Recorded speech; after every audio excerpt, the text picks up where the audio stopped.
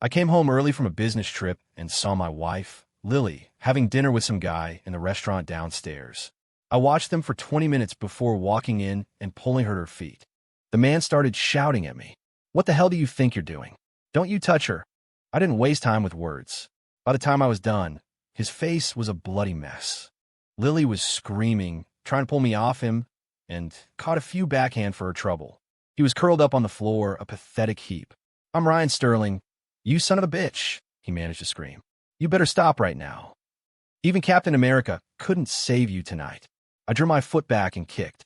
Hard. Ag. He clutched his groin, his eyes wide and bulging as a film of cold sweat broke out on his forehead. In the end, it was Lily clinging to me, holding me back with all her strength, that gave him the chance to scramble away. Lily swore it was just a business dinner. But for those 20 minutes, I'd watched them. The way he leaned in, the way she laughed. It was intimate. My rage had nowhere to go. I wanted to strangle her. 6 years ago, Lily and I started at the same insurance firm on the same day. I fell for her instantly. We dated for 3 years and have been married for 3. For 6 years, I treated her like a queen. I never thought this day would come. Right now, I hate her. Who the hell is he? Faced with my fury, Lily didn't dare lie. The man's name was Ryan Sterling, a client at the insurance company. She'd known him for all of 5 days. 5 damn days. What did our 6 years mean then? My devotion was a joke. He bought a $500,000 policy from me, Lily sobbed. I froze, and then the pieces clicked into place. Ryan Sterling had a face like a horse and the charm of a gargoyle. There was no way Lily would be interested in him for his looks. This wasn't just some guy with money. $500,000. That was my goal for the next few years of grinding. No wonder some women would rather cry in a BMW than smile on a bicycle. The bitterness was a physical taste in my mouth. Lily told me this Sterling guy was from New York. Not only did he throw money around like it was nothing, but he was arrogant as hell. He had to be from a major family. Sterling. I thought of the Sterling Corporation in New York, one of the biggest commercial giants in the country. Their CEO was Arthur Sterling, an old man. I'd never heard of a Ryan Sterling. Just another spoiled, rich kid coasting on the family name. Lily cried harder, insisting she'd done nothing wrong, that she only agreed to dinner for the sake of her career. "Honey, I was just trying to earn more money. You know, for our dream. For the house." I spat the words at her. "You're a hypocrite. You don't get to talk about love." "No, that's not it," she pleaded, her voice frantic. "I thought you were still out of town, and I had the time. It was just one dinner." I laughed, a harsh, ugly sound. "And when he put his hands on you, what about that?" She swore up and down that she was faithful to me. But what did it matter? She was willing to play along, to swallow her pride for a commission check. Even if we became billionaires, could we ever be happy after this? I grew up in a single-parent household. My dad has always lived with us. Our place is in an old, run-down complex in a working-class neighborhood. Lily never got used to it, and she especially hated living with my dad. I understood her perspective, but reality was a harsh mistress. Dad has silicosis from his years in construction. He needs an oxygen concentrator to get by. The machine is ancient, and it makes a loud, rattling noise when it's running. At night, it's impossible to ignore. Lily is a light sleeper and could never get a full night's rest. I felt a crushing guilt over it. I worked myself to the bone every single day, becoming the top salesman in the company, all so we could buy our own place sooner. "We'll buy a condo in that new development nearby," she'd said once, her arms wrapped around my neck. "That way, it'll be easy to check in on your dad." Then she'd whispered, "And then I want to try doing it in every room, from the living room to the bedroom. Think you can handle that?" Talk of the new house always made her giddy, and she'd tease me, making me feel like a bull ready to charge, driving me to work even harder. Sometimes, though, she'd complain. "If only your mom hadn't left, things would be so much better." A knot would tighten in my stomach, and I'd push back. "You've never had a mother-in-law. You might have hated it. It could have been a nightmare." "Honey, a client like Ryan Sterling is a once-in-a-lifetime opportunity. Please, please, just forgive me this one time." Her begging snapped me out of my thoughts. I looked down at my wife, kneeling on the floor. Waves of hatred crashed against my heart, over and over. "Let's get a divorce," I said, my voice flat. "We're done." I left her there and walked out. 3 that same day, I volunteered for a short-term project that required travel. I just needed to get away. Lily kept calling, so I blocked her number. Then she started texting me from a new one. Honey, you really hurt Ryan. I think you might have done permanent damage. I'm so scared he's going to press charges. I read the text and let out a cold laugh. My only regret was that I hadn't kicked him harder. I should have ended him, saved some other poor woman the trouble. But Sterling never called the cops, which didn't surprise me. A story like this getting out would be a massive humiliation for him. For guys like that, saving face is more important than anything. When I got back from the trip, I decided to quit. The first person I had to tell was Vince Carter. He was my manager, but he was also my friend. After what happened with Lily, I couldn't stand the thought of seeing her in the office every day. Bam! After I told him the whole story, Vince slammed his hand on his desk, his face red with anger. You're my boy, Ethan, and you're the top salesman this company has. Why the hell should you be the one to quit? Just say the word, and I'll have Lily's ass out the door today, he roared. He had no filter, launching into a tirade about what a piece of trash Sterling was. His voice was so loud I could feel my cheeks burn. A few heads poked up over the cubicle walls, their eyes wide with curiosity. God knows how much they heard. Seeing him so worked up, I knew I hadn't been wrong to trust him. Vince was a stand-up guy. Still, this was my personal mess. It didn't need to get uglier. It's better if I go, I said. The company won't lose a major client that way. Client? Screw him. Vince shot back. I'll go to corporate right now and tell them we don't want his $500,000. He was adamant that I shouldn't quit, insisting he was going to make this right for me. You go home and rest for a couple of days, he said, clapping me on the shoulder. I'm taking this upstairs. I'll make sure you get justice. A part of me regretted telling him. This was on corporate now. The thought of it was mortifying. I almost told him to just forget it. But then I thought of Lily, and the raw hatred burned in my chest again. Fine. As long as she was more humiliated than I was, I'd feel better. It would be worth it. For I left the office and found a dive bar. I was deep in my third whiskey when the world went black. A bag was thrown over my head, and rough hands dragged me out. After a bumpy ride, the bag was ripped off. I was on a hill overlooking the city from a deserted industrial park. The late autumn wind was cold against my skin. The men in front of me were thugs, cracking their knuckles, smirking. This can't be good, I thought, and tried to speak. What do you want? I didn't finish the sentence before the first punch landed. They beat me senseless. My face was swollen, my lip was split, and the taste of my own blood filled my mouth. I was on my knees, my hands tied behind my back. There was nothing I could do. Then a black Mercedes sedan pulled up. The door opened, and a man stepped out, a smug grin plastered on his face as he walked toward me. So it's you. My blood boiled. Ryan Sterling, you son of a bitch. You actually came after me. Sterling spread his hands in mock confusion.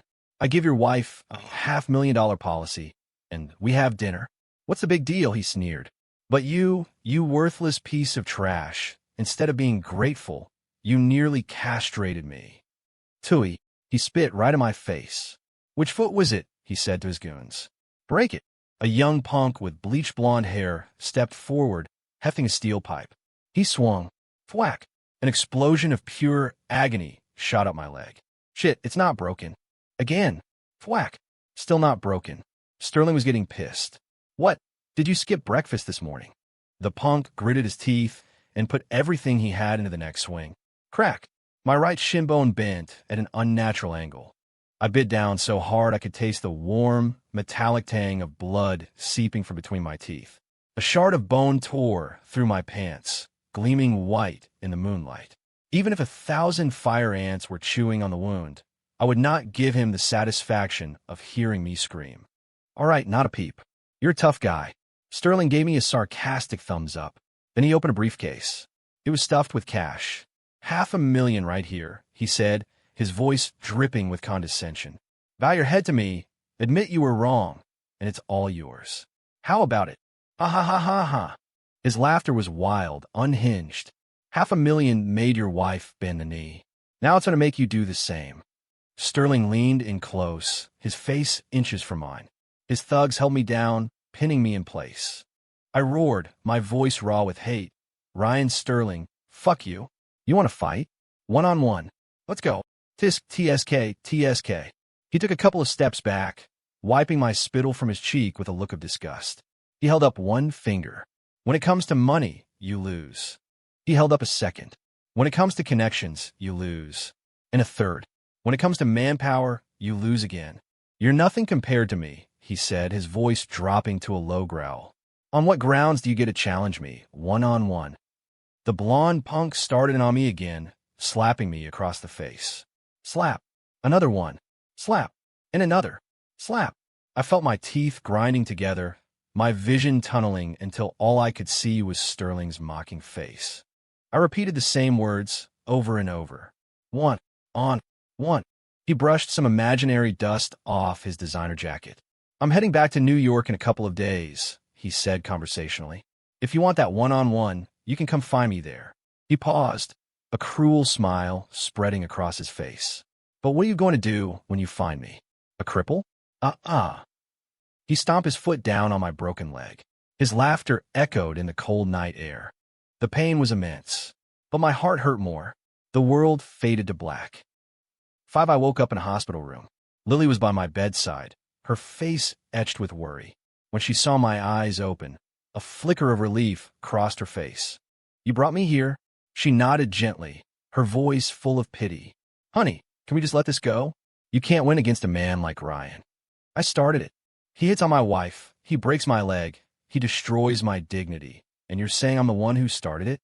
I roared at her, my voice cracking. Lily, get the hell out. The only place I ever want to see you again is in divorce court. Lily bit her lip, a stubborn look hardening her features. If it wasn't for me, who would be taking care of you right now? Couples shouldn't hold grudges. Why do you have to be so stubborn? A bitter laugh escaped my lips. So what should I do? Turn a blind eye while you two get cozy. As I spoke, my eyes started to burn.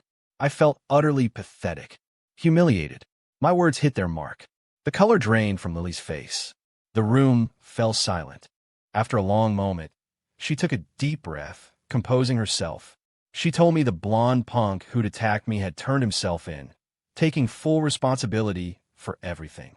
The kid was a career criminal. A little jail time meant nothing to him, and he had no money to pay for my medical bills. Ryan had a message for me to give you. He said it was all just for a laugh. The score is settled now. As long as you drop it, the whole thing is over. Lily hesitated, watching my reaction carefully. Go on. Let's hear what other filth is going to come out of your mouth. A flash of pain crossed her eyes. If you apologize to him, the $500,000 is still yours. It can pay for your surgery. I cut her off, my voice ice. Lily, you give a message back. This isn't over. Honey, I'm begging you. Don't do this. You can't win. Just then, a cough came from the doorway. Vince walked in, carrying a fruit basket. I immediately waved him over. Vince, get her out of here. Now. Vince and Lily exchanged a look. He seemed conflicted. Then he turned to me. Ethan, man, it's not that simple. I can see Lily knows she was wrong. You two have been solid for years.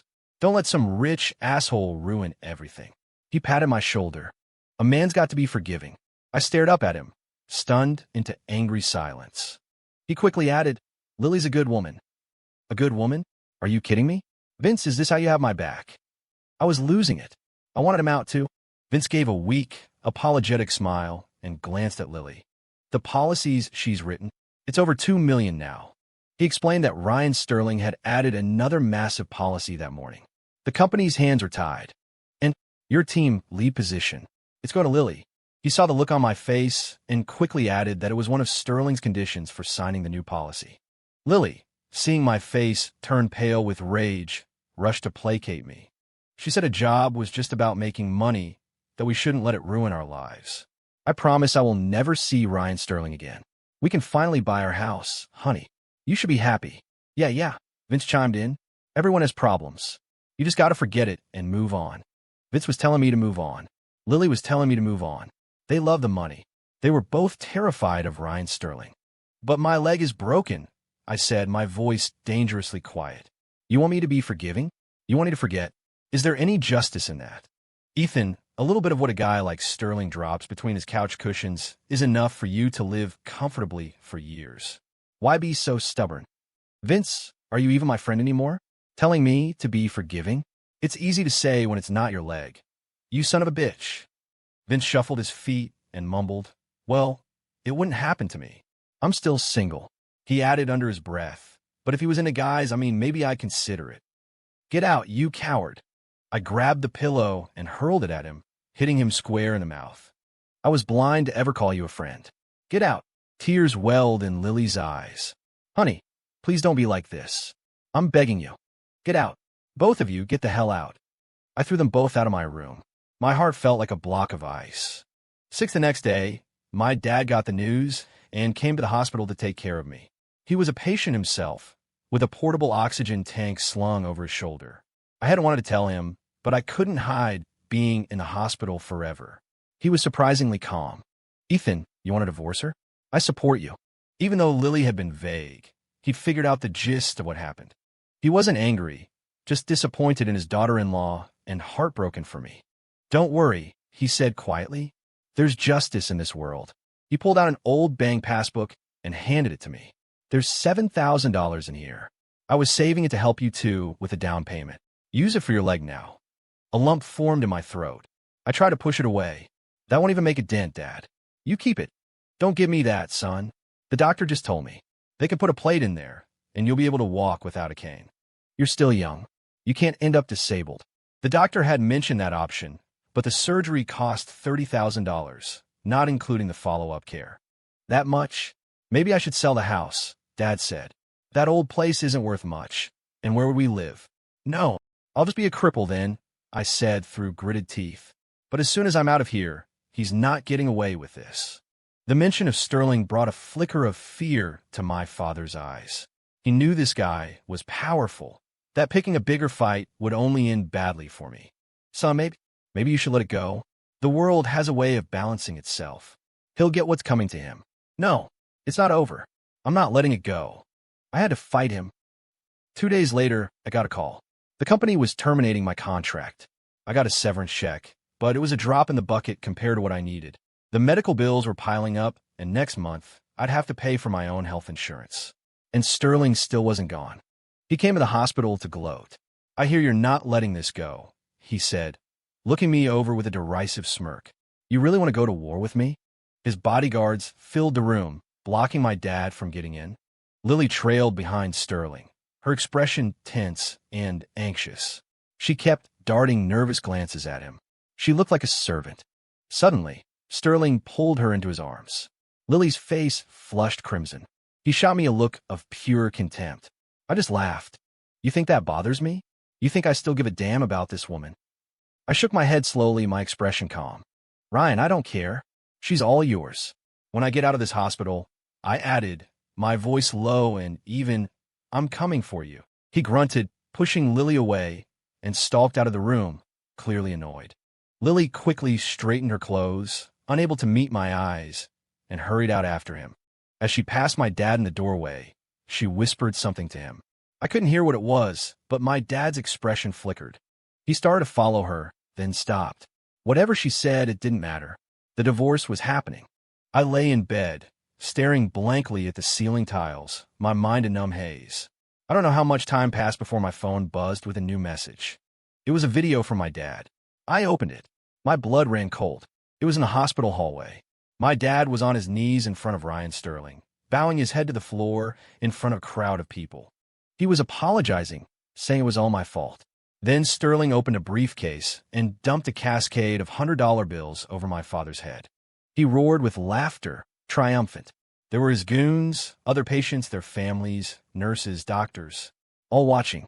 Their faces were a mixture of contempt, pity, disgust, and sympathy. My dad, under all those staring eyes, gathered every last bill and put it back in the briefcase, thanking Sterling over and over. He was thanking him. I couldn't get out of bed. All I could do was scream. My dad heard me and came running back into the room. He's my enemy. I yelled, my voice raw with anguish. Why would you do that? Why? He tried to calm me down. Ethan, we need the money right now. Your pride isn't worth anything. The words died in my throat. That was my father, a man who never stood up for himself, a man with no fight in him. He'd started working in construction right out of high school. By the time he was 32, he had silicosis. It was only stage 2, but it meant no more heavy labor. With no education, he couldn't find a decent job. He wasn't just broke, he was a constant medical expense. Our life got worse and worse. until my mom couldn't take the poverty anymore.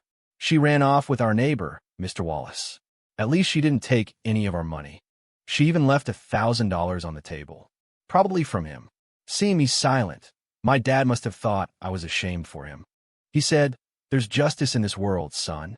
People who do bad things always get punished in the end." Punished? I slammed my fist onto the bedside table. Did Mom get punished? I screamed. Did Mr. Wallace get punished? You're always talking about justice, but where the hell is it? That asshole Sterling is powerful, so everyone kisses his ass. I'm weak, so you all tell me I'm the one who's being stubborn. He destroyed my marriage. He cost me my job. He crippled me. And now I have nothing. Where's the justice in that? My dad's mouth opened, but no words came out.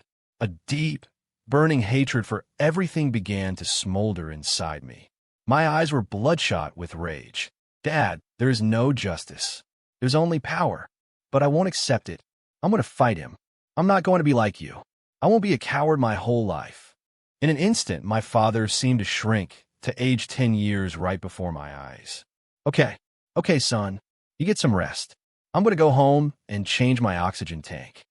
He told me to take care of myself and quietly left the room. 7 lying in bed, I was already regretting my harsh words. Raising me hadn't been easy for him. I shouldn't have said that. But still, as he left, I thought I saw a strange light flash in his eyes. Maybe I was just imagining it. I thought about Sterling, and Lily, and Vince. My mind was a chaotic mess, and I eventually drifted off to sleep. I don't know how long I was out when a sudden ringing woke me. It was my dad. A video call. Why a video call? I answered confused. The screen was dark, but I could make out a familiar shape. It was Lily. She looked terrified. Before I could say anything, she started sobbing. "Ethan, oh God, your dad, he's lost his mind. You have to talk him down." The camera flipped around, and the image brightened.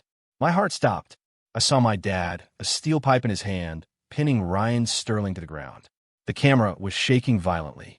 I could hear Lily's voice from off-screen. "Sir, please don't do anything crazy. This is all my fault. If you're going to blame someone, blame me. We can still fix this.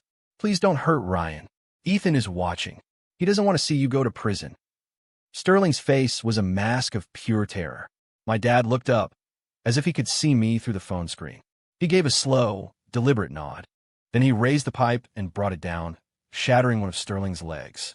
Sterling howled in pain a few times, then went limp like a dead dog, whimpering and clutching his mangled leg. Clang! My dad tossed the pipe aside. A faint smile touched his worn face. "Ethan, I got your revenge for you." From off-camera, I could hear the sound of running footsteps and a distant wail of sirens. My dad looked around, and a look of grim determination settled on his face. A cold dread washed over me. I had a terrible feeling about what was coming next. He looked back into the camera, his voice clear and steady. "I'm not coming back from this one, son. You have to live a good life. I'll be watching over you from heaven." He walked toward the edge of the platform. Only then did I realize where they were. The unfinished floor of a skyscraper under construction. There were no guardrails. He turned back one last time and grinned, a wide, proud grin. "Ethan, you're a good man. I've always been proud of you." Over Lily's horrified scream, he stepped off the edge and disappeared from the camera's view. A moment later, I heard the sickening thud of something heavy hitting the ground far below. The only son of the New York Sterling family had been kidnapped and assaulted. The story blew up. The next day, the internet trolls found my dad. They painted him as a monster, plastering his photo everywhere with vicious labels. Violent thug, unemployed bum, filthy lowlife. A desperate old man saw a chance for a big score and targeted the young Mr. Sterling, who was just visiting our city. They smeared his name to make Ryan Sterling look like a victim. But my name was never mentioned.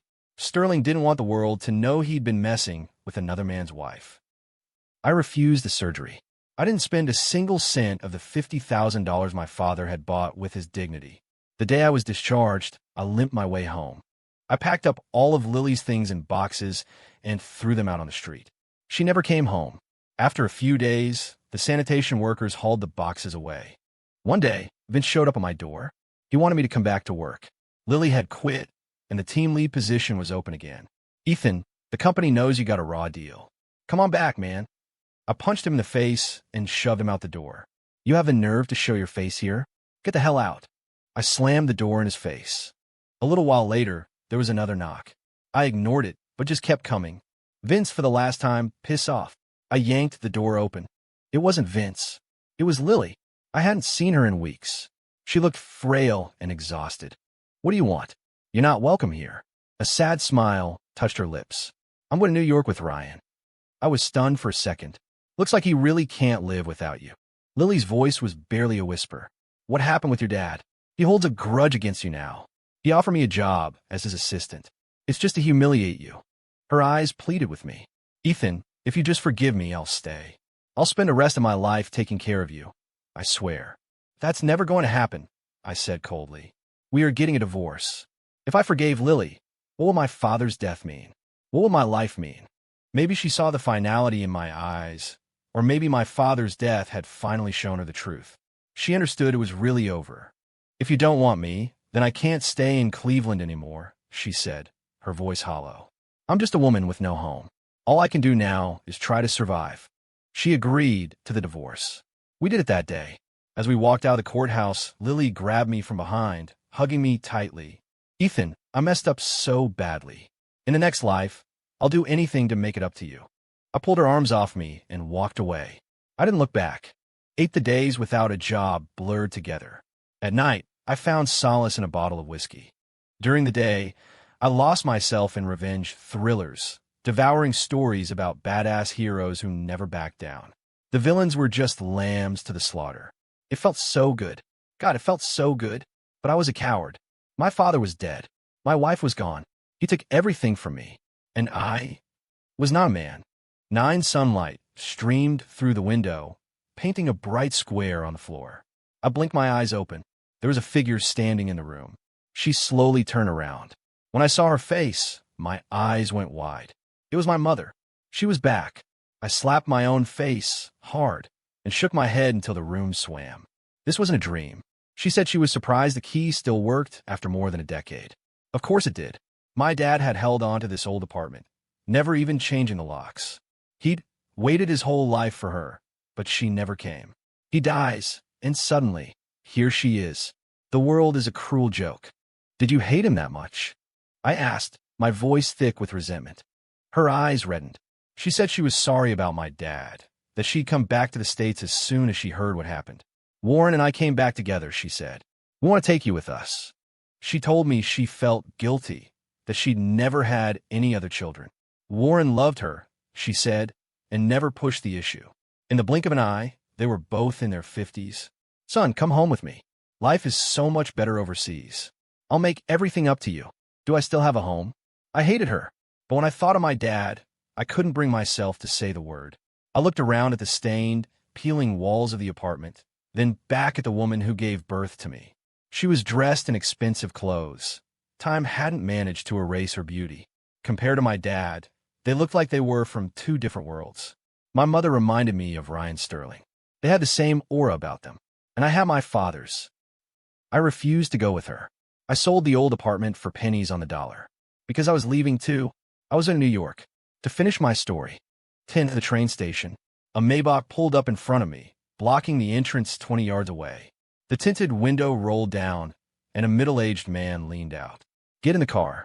I hadn't seen him in over a decade, but I recognized him instantly. Warren Hayes. I despised this man. I walked around the car and headed for the station entrance. I heard him shout from behind me. Just give me 5 minutes. Are you afraid of me? Afraid of you? Hell no. Rage surging, I turned around, yanked open the car door, and got in. You have something to say? Spit it out. Don't worry, he said. Your mother and I are leaving, too. Our flight is this afternoon. I said nothing. He hit the gas, and the Maybach peeled away from the curb. What are you doing? I have a train to catch. Just a short drive. Warren brought up the past, admitting he'd been wrong. If it weren't for me, maybe your parents wouldn't have divorced, he said, his eyes on the road. But they would have been miserable together. His words made me think of Lily. She'd said she loved me, but she was secretly trying to please Ryan Sterling. If I never made enough money to buy that new house, would she have run off with someone else, just like my mom? Maybe that's all love is, a negotiation with reality. I know about what happened, he said. You're going to New York to find that kid, aren't you? That's none of your business. Huh, Even if it is, I'm not going to stop you. After he has you killed, I'll bring your ashes back and bury you next to your father." I just stared at him. Warren's tone shifted. But what will he have lost? Will he have learned his lesson? "You die," and the Miller family line ends. I remained silent. He glanced at me out of the corner of his eye. "You can't touch the Sterling family." "But I can." I knew he wasn't bluffing. A man who drives a Maybach doesn't need to. "So what's the deal? You come abroad with me, study for 3 years, and then you can come back and settle the score yourself." I was suspicious. "What's in it for you?" A wry smile touched his lips. "Your mother misses you terribly. Having you around would make her happy." And then it clicked. He was completely whipped. He chuckled. "Don't you dare look down on me, kid. Going to New York by yourself to throw your life away? That's not courage. It's foolishness. A real man thinks long-term. When you're standing at the top of the mountain, your perspective changes." Warren slammed on the brakes, the Maybach screeching to a halt at an intersection. He pointed ahead. "Turn left, you go to the train station. Turn right, you go to the airport." What's it going to be? An image of my father's last moments flashed in my mind. He was watching me from somewhere. I looked up at the sky. It was so blue. "Dad, the world isn't fair. I can't live with this shame. I will have my revenge." Right. 3 years later. New York City. Stepping onto American soil again, I now carried a cane.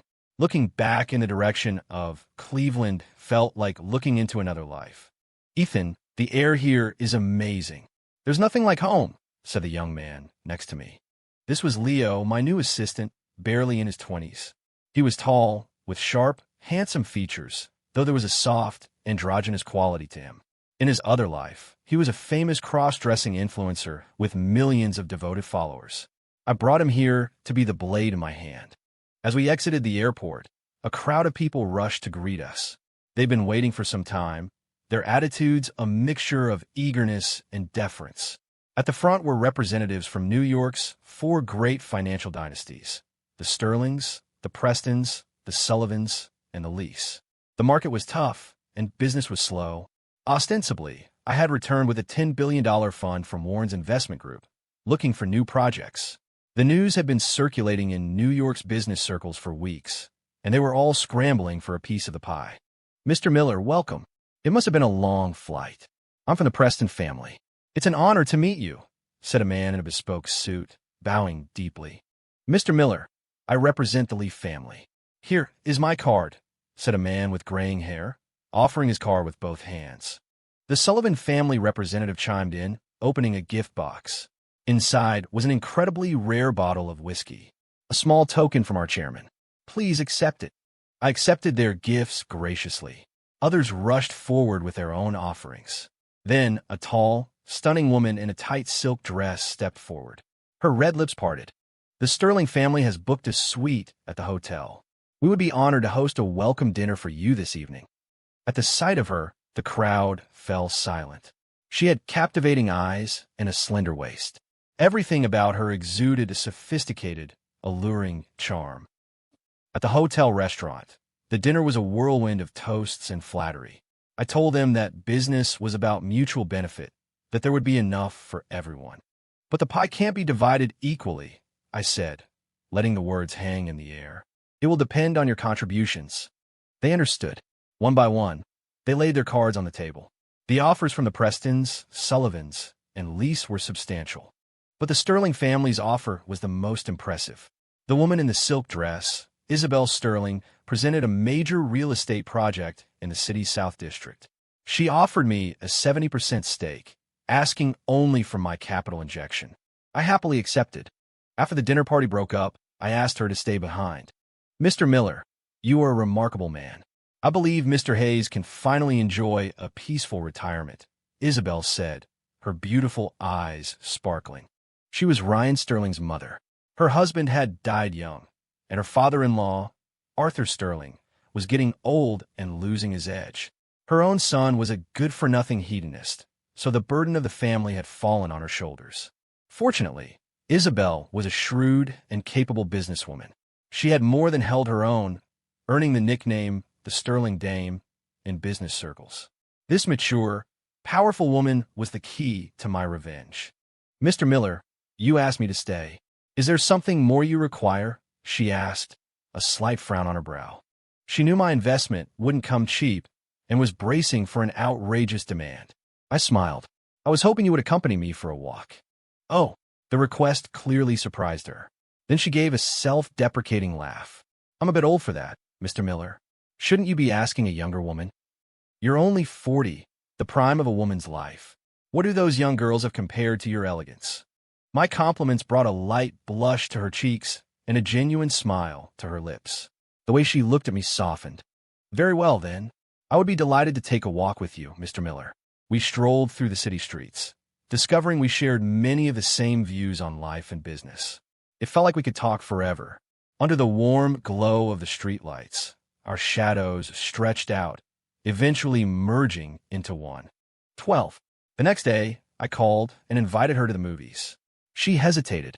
Oh, are you busy? That's a shame. I saw the trailer for this film and thought of you immediately. My words piqued her curiosity, and she eventually agreed.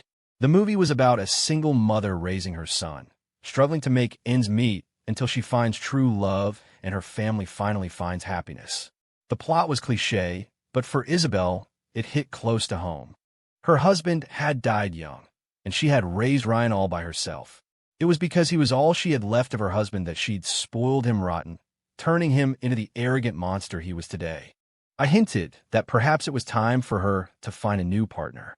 Isabel sighed, saying she was too old, that her options were limited, and besides, she had high standards. What about me? I asked. I held up my fingers and counted them off. 1, I'm young. 2, I'm successful. 3, I'm wealthy. Do I meet your requirements? Isabel shot me a playful look. Are you just after my body? I chuckled. You don't understand. For a beautiful woman, that's the highest form of respect. She burst into peals of silvery laughter, completely charmed. After our very pleasant date, Ryan Sterling ran into some trouble. He was at a club and met a tall, gorgeous girl who went by the name Aura. He got into a fight with another guy over her. The other guy knew how to throw a punch, and Ryan got the worst of it. Both of them ended up at the police station. Just as Isabel arrived to post his bail, a group of 17 or 18 burly men stormed into the precinct. Every one of them started yelling at Ryan, accusing him of wrecking their homes and demanding compensation. Your son was hitting on my wife.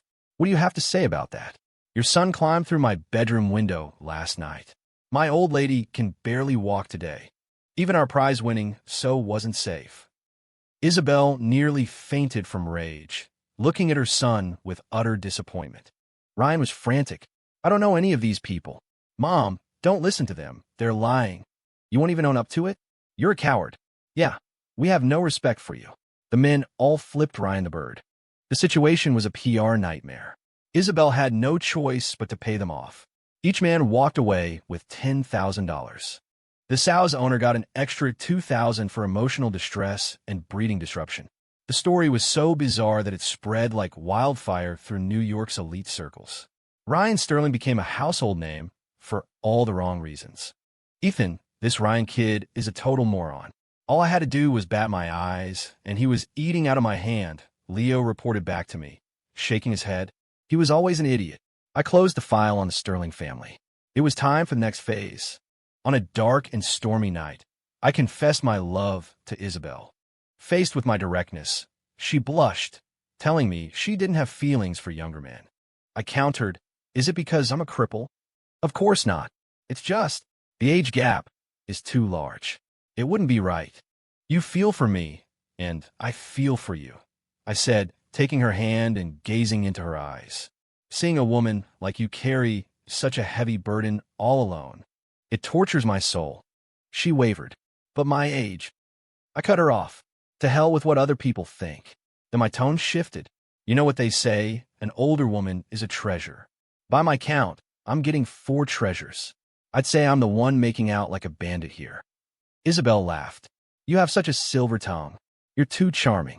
My other parts are even more impressive, I whispered. You won't be able to get enough. I pulled her into my arms. She struggled for a moment, then melted against me.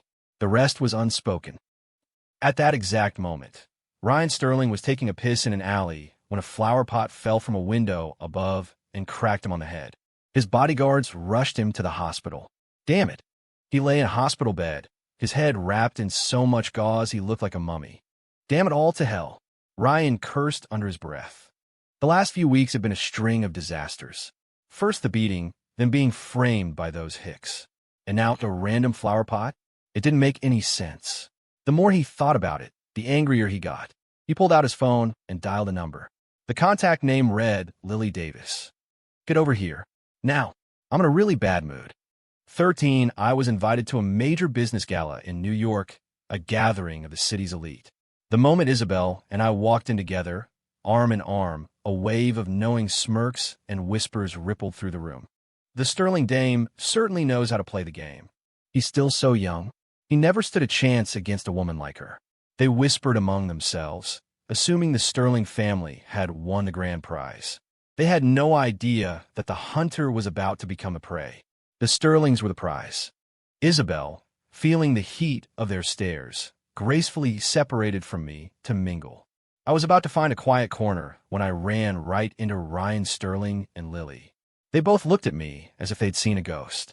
"What the hell are you doing here?" Ryan demanded. Lily's expression was a complicated mess. She didn't know what to say. Before I could answer, Ryan started yelling for security. "This man doesn't belong here. He must have snuck in. Get him out of here now." The entire ballroom went silent. Hundreds of eyes turned to us.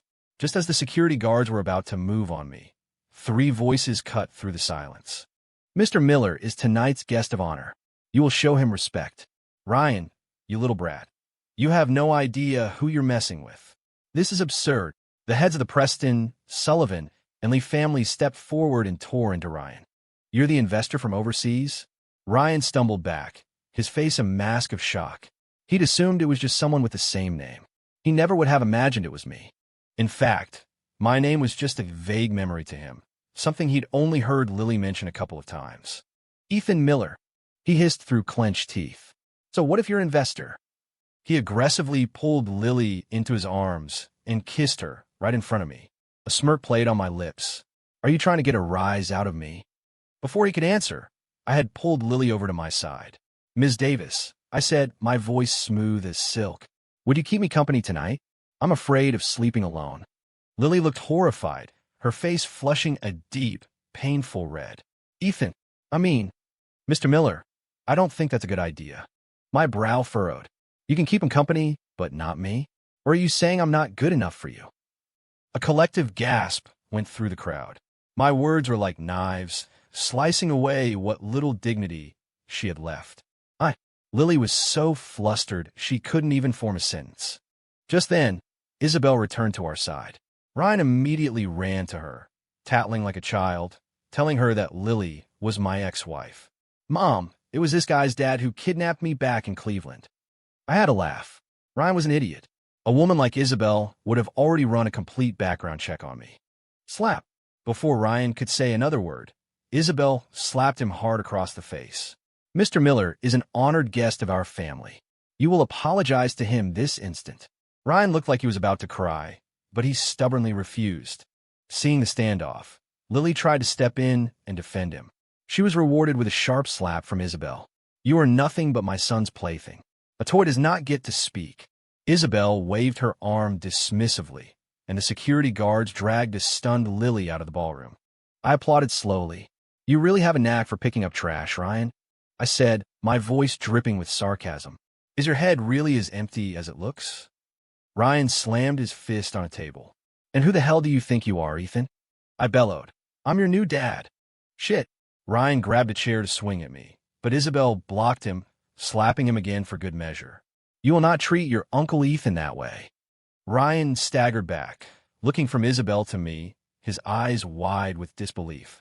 I knew exactly what he was thinking. I walked over and leaned in close. "Tonight," I whispered in his ear, "I'm raiding the enemy's spawn point." Uffed. Ryan clutched his chest and sprayed a mouthful of blood onto the marble floor. 14 Ryan could not accept his mother getting a new dad for him. "Ethan is my sworn enemy. He's not going to let me off the hook. Mom, don't be blinded by love." But he didn't understand. I held all the cards now, and Isabel wouldn't dare tear up our alliance. Besides, I treated her very well. Unable to convince his mother, Ryan felt a dark cloud descend over his life. He started frequenting bars, trying to drink away his problems. And then he ran into Aura again. Aura was tall and gorgeous, with legs that went on for days. She had already captured Ryan's heart.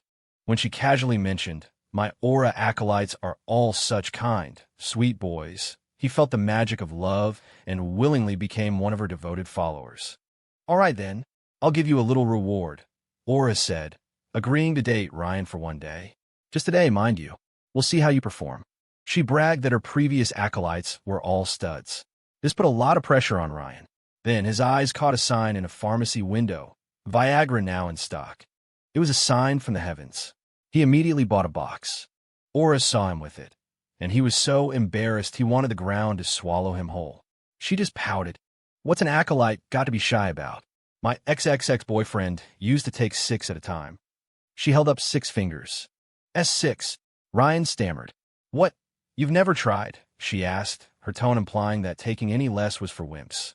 Goated and confused, Ryan swallowed 8 pills at once. Less than 2 minutes later, his eyes were bloodshot. Aura quickly led him to a hotel. "Acolyte, you go take a shower first." As soon as Ryan was in the bathroom, she slammed the door. Click! Aura locked it from the outside and fled like the wind. When Ryan came out of the shower, he found himself locked in, but the train had already left the station. Fueled by a surge of pharmaceutical power, he unleashed a shocking amount of energy. Crash! The kid actually broke down the door. A cleaning lady happened to be passing by. Ryan grabbed her. "Please, you have to help me." The woman had been a farmhand in her youth. She wasn't about to be pushed around. "Back off, you little punk." She threw a punch. It landed right in his overloaded groin. A sound like a chicken's crow and an egg cracking echoed through the hall. Ryan foamed at the mouth and collapsed, twitching on the floor like a dead dog. He was completely and utterly ruined. His own son was gone, and now his grandson was useless. When the old man, Arthur Sterling, heard the news, he lamented, "Heaven is determined to destroy the Sterling family. I took the opportunity to offer to marry into the family. The first child we have will take the Sterling name." Arthur was stunned, a complex mix of emotions playing on his face. I took Isabel's hand and swore a solemn oath. "From now on, the Sterling family is my family, and I am your son." Isabel blushed and looked down. "I can still have children," she whispered. Thump! Arthur Sterling sank into his chair, a look of resignation on his face. "So be it. Get to work on the next generation." 15 Isabel and I decided to have a small wedding reception. My mother and Warren flew in for it. When my mother saw her new daughter-in-law, her face immediately darkened. Warren just stood there sheepishly, looking as confused as she was. Isabel, all smiles, walked up and took my mother's arm. "Mother, if you think I'm too old for him, we can have a different arrangement. I'll call you Mom, and you can call me Sis. How about that?" My mother looked like she was about to have a stroke. Thankfully, Warren was there to steady her. She rubbed her temples, muttering, "What have I done? What have I done?" Since it was a second marriage for both of us, we didn't bother with a big ceremony. We just invited about 20 tables of friends and family for a huge feast. Isabel hadn't seen her college friends in ages. She hitched up her dress, planted a foot on a chair, and started a drinking game. 1, 5, 10. 5. 1, 5, 10. 10. You lose. Drink. Watching this, my mother grew even more distressed. Suddenly, Ryan Sterling burst into the banquet hall. "Mom, Ethan is my enemy. How could you marry him?" Before I could say a word, Isabel slapped him across the face again. He fell to the floor, and I took the opportunity to land a couple of kicks. "Ethan, you son of a bitch." Thump. Isabel kicked him too. Maybe because my mother was watching, she put extra force into it. "He may not be your biological father, but he is your father now. Show some respect." I pulled Isabel back and gave Leo a nod. He immediately had his men grab Ryan and haul him off to the bathroom. Seeing Leo, Ryan looked confused. You look familiar." "Nope." Leo's men dumped Ryan next to a toilet. There were 2 massive, unflushed turds in the bowl. The stench was so bad it made Ryan's eyes water. He couldn't take it. "Get me out of here. This smell is killing me," he screamed. "Hey, anybody there? Hey, Ethan, I hope you die a horrible death." One moment he was cursing me. The next, he was cursing whoever hadn't flushed. Who the hell doesn't flush a toilet? No decency. He screamed nonstop for 5 minutes, until he heard footsteps. Clack, clack, clack. Leo walked in holding a shovel, tissues stuffed up his nostrils. He walked over to the toilet. Your mouth seems to be running a little wild. Here, have a snack. With one swift motion, he used the shovel to knock Ryan headfirst into the toilet bowl. Ryan's hands were tied behind his back. His entire face was plunged into the foul mess. The nauseating stench flooded his senses, a torment worse than death. He lifted his head, gagging and sputtering, trying to spit out the filth. But Leo just scooped up another load and shoved it in his mouth. You bastard. Blub, blub, blub. Ryan started to cry, fat, ugly tears rolling down his cheeks. He felt so unclean. Wawa. Meanwhile, I was sitting on a plush sofa, sipping a glass of red wine. Through a pinhole camera on Leo's lapel, I watched Ryan's humiliation unfold. The once untouchable young master was nothing but a pathetic clown, but his suffering had only just begun. 16 after the reception, I let Ryan go. He went home and gargled with mouthwash 10 times.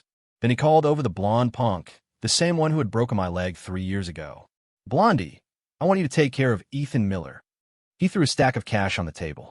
After it's done, lay low for a while. This $100,000 should be enough to keep you comfortable. The punk's eye twitched. He'd just gotten out of prison. He wasn't eager to go back for a murder rap. Besides, he knew I was a different person now, not someone he could mess with. So he pretended to agree, took the money, and ran. But my people were already watching him. Before he could even get out of the city, Leo caught him. One blow to the head, and he was on a cargo plane Thailand. There, a shaman hammered a soul-eating nail into his skull and used his brain matter to feed poisonous insects for a curse. When Leo sent me the video, I saw the shaman squatting by an altar, chanting Ooga Booga, Abracadabra. It reminded me of some cheesy old horror movie, and I doubted it would actually work. Whatever. I told Leo to take a picture of the punk's dead body and send it to Ryan, just to rattle him. After the wedding, Isabel actually got pregnant. While she rested at home, I used the opportunity to take control of most of the Sterling family's businesses, launching several new expansion projects. Arthur Sterling was all smiles these days. He'd completely stepped back from the business, seemingly just waiting to hold his new grandchild. On the surface, he was warm and supportive, constantly praising my business acumen and saying he could rest easy with the family in my hands. But behind the scenes, he was plotting. I discovered he had a mistress, and she was also pregnant. Ryan was a failure, so the old man had decided to sow some new seeds himself. These old money families were obsessed with bloodlines. There was no way they would let my child inherit their fortune. Right now, they were just using my $10 billion fund to grow their empire.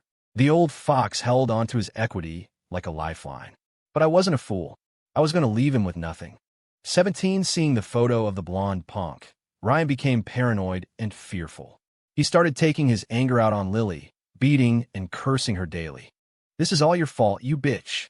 I never would have gotten mixed up with Ethan if it wasn't for you. You're a curse. But you forced me, Lily would whimper. She had swallowed her pride and stayed with him to survive, but he treated her like garbage, a human punching bag. She found herself thinking about the good times with me, and her heart filled with hatred for Ryan. The bar. Aura appeared again. Ryan scowled. Where did you run off to last time? Oh, sweetie, I ran into 3 of my acolytes working at the hotel. If they saw you with me, they would have been so jealous. They might have killed you. You have to understand, my acolytes get very possessive. Ryan thought about it. It made sense. She was just looking out for him. The darkness in his heart lifted. Aura, you're a good person. Here, let me buy you a drink. After a few drinks, Ryan poured out all his troubles. I just wish that baby wasn't happening.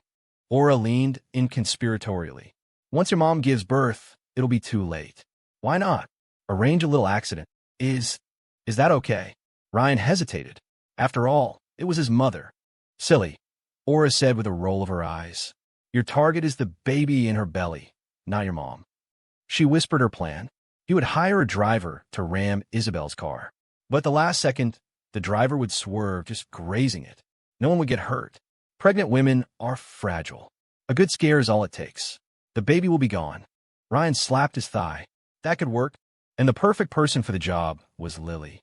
It was a way to kill two birds with one stone, a final, twisted way to get back at me.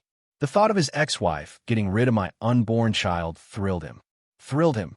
That day, he called Lily, using a combination of threats and promises. Get this done, and I'll give you $1 million. Then you can get the hell out of my life. $1 million. Lily was tempted. If something happens to Isabel, will Ethan take me back? She saw an opportunity and decided to do it. But the moment Lily stepped on the gas, she sealed her fate. An SUV came out of nowhere, T-boning her car and sending it flipping over. Lily was left paralyzed from the waist down. She was sent to a long-term care facility.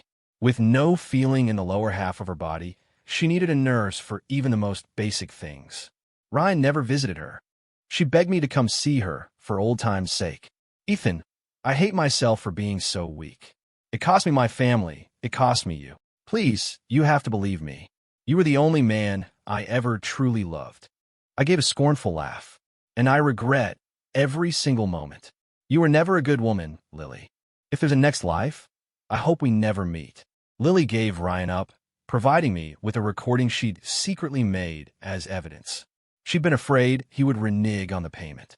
When Isabel heard the recording, her last bit of love for her son died. I comforted her, telling her we needed to find a place for Ryan to settle down. Once a man gets married, he develops a sense of responsibility. It'll help him grow up. Oh, do you have someone in mind? Isabel asked.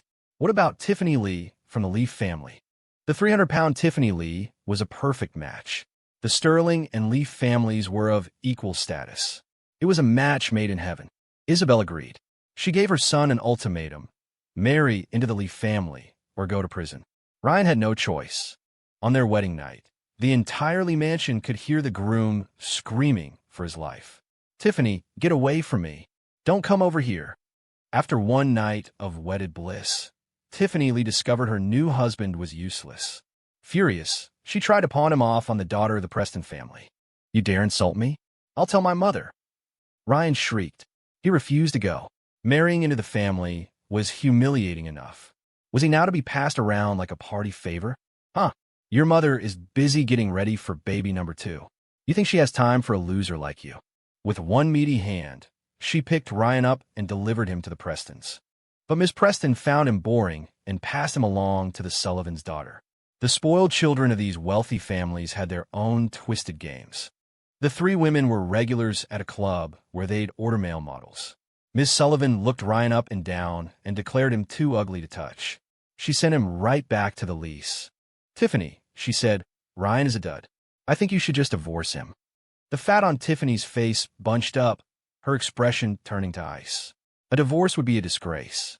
How could she ever show her face in New York society again? You are nothing but trouble, she roared at Ryan. She raised her thick, heavy hand. Slap, slap, slap. She backhanded him until his face was swollen like a balloon. From now on, it's ginseng with every meal and goji berries in your water. If that doesn't work, we'll have you put down. Ryan Sterling, the man who loved to play with women, had now become a woman's plaything. That was justice. Finally, 3 months later, Ryan was kicked out of the Lee family home. I stood on a hill overlooking the city, waiting. The wind was cool tonight. The view from this spot was even better than the one back in Cleveland. Around midnight, a car drove up. Ryan, a sack over his head, was dragged out. The moment he saw me, he knew it was over. Ethan, hiding behind your goons doesn't make you tough. You want to fight? Let's go one-on-one, he screamed, trying to mask the terror in his voice. I rubbed my right leg. I could feel a dull ache in the bone. It was probably going to rain. Ryan, I remember screaming just like that, helpless and furious. But you never gave me a chance. But I said, my voice dangerously calm, I'm going to give you one. I took a single die from my pocket and placed it in front of him. We roll for high number. You lose, I break one of your limbs. You win, I let you go. Deal. He had no choice. He snatched the die and threw it. It tumbled a few times and landed on a 4. I rolled a 2. He was ecstatic. You lose. You have to let me go. You promised. I picked up the die and rolled again. It came up a 5. I never said it was just one roll. I said calmly. His eyes bulged. Then how many rounds? A chilling smile spread across my face. We play until all 5 of your limbs are broken. That's not fair, he shrieked. You never gave me fair. He was on the verge of a complete breakdown, tearing at his hair. No, please don't do this. I admit it, you're my dad. I'm your son, he sobbed. Please, just let me go, okay? I patted his head like he was a dog, my voice as cold as the grave. Then get on your knees and beg me. Just like my father begged you. The words hung in the air like a death sentence, and the last bit of color drained from Ryan Sterling's face. 20 Isabel's baby was born. A boy. He looked like me. Arthur Sterling's health was failing, but his eyes were bright, his spirit seemingly stronger than ever. I knew his mistress's baby had also been born. He was clinging to that hope. So be it. I threw a paternity test report on the table in front of him. That woman's child is mine. I smiled. Oh, and by the way, I added, those internet trolls who slandered my father 3 years ago. That was you, wasn't it? Before he could react, a hammer crashed into the back of his skull. Blood splattered across my Armani suit. I took off my jacket and wiped the blood from my face. Next time, give me a heads up, I said to Leo. Don't swing so close to me. Leo just grinned and put the hammer down as his men dragged the body away. Ethan, that shaman wasn't very effective. We still had to take care of this old goat ourselves. Then you can be the one to tell Warren. He's the one who recommended him. Leo stuck out his tongue and immediately backed down. No way. I'm not scared of you, but I'm scared of him. Epilogue, Lily's perspective. My ex-husband said he found me a companion, someone who could stay with me for the rest of my life. The day Ryan Sterling arrived, his mouth never stopped moving. He cursed the heavens. He cursed the earth. He cursed Ethan. He cursed me. Finally, he even cursed his own mother. But his body was like a broken doll, his arms and legs twisted and useless, lying limply on the bed. Sometimes he would try to move, but no matter how hard he struggled, he couldn't do anything. He was a broken man. Later, we heard that Arthur Sterling had died suddenly. His will left the entire family business under Ethan's management to be passed down to his grandson when he came of age. But Ethan's son was named Ethan Jr. He hoped his son would grow up to be a brave man. The Sterling family was no more. The most powerful family in New York was now named Miller. Epilogue, Vince's perspective. Corporate sent me to New York on a business trip. They said a major player wanted to see me. I followed the address to a long-term care facility and found Ethan Miller waiting for me. He had changed completely. There was a quiet, unshakable power about him, an aura of someone who had seen the world and bent it to his will. It was more intimidating than anyone I had ever met. So, he was the one who wanted to see me. I immediately humbled myself, congratulating him on his success, saying we should let bygones be bygones. He led me into a room. There were only 2 beds inside, no other furniture. I looked at the people lying on the beds and gasped. It was Ryan Sterling and Lily. A cold voice spoke next to my ear. Vince, I got my justice. Thump. I dropped to my knees and bowed my head to the floor, apologizing and begging for forgiveness. Ethan, I had no choice back then. I'm just a little guy. I was powerless. A month later, the Miller family acquired my insurance firm. My boss told me I was fired. He also said that anyone who hired me would be making an enemy of the Millers. Epilogue, Ethan Miller's confession, 20 years later. Young people always think they're going to achieve something great. It's only when they get older that they realize how hard that is. Just managing to stay true to yourself, to not be changed by this world. That, in itself, is a great achievement. End.